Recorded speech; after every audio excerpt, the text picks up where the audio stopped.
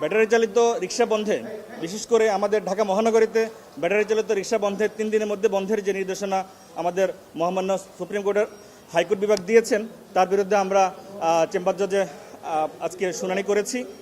মাননীয় attorney general উনি ছিলেন, অ্যাডিশনাল অ্যাটর্নি জেনারেল স্যাররা ছিলেন, আমরা ছিলাম শুনানিতে। আমাদের বক্তব্য ছিল যে যারা এই মামলায় যারা পিটিশনার হিসাবে এসছে তাদের লুকের স্ট্যান্ডায় মানে মামলা করার যে রাইট সেটা নেই, প্লাস এটা একটা গভর্নমেন্টের পলিসি ম্যাটার, গভর্নমেন্টের পলিসি ম্যাটারে কোর্ট ইন্টারফেয়ার করা উচিত নয় বলে আমরা বলেছি এবং আমরা সেখানে স্টে চেয়েছি। তো মাননীয় চেম্বার জজের মাননীয় বিচারক তিনি 1 মাসের জন্য স্ট্যাটাসকো দিয়েছেন, স্থিতাবস্থা দিয়েছেন।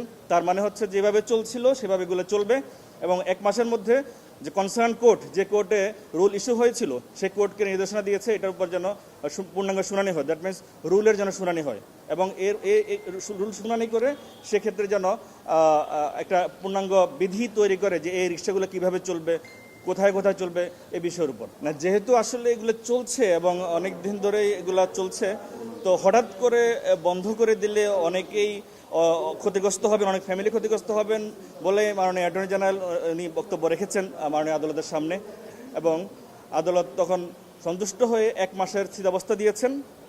তার প্রেক্ষিতে কনসার্ন যে কোর্ট রুল ইস্যু করেছিল সেই কোর্টকে নির্দেশনা দিয়েছেন এটা যেন দ্রুত শুনানির ব্যবস্থা নেন।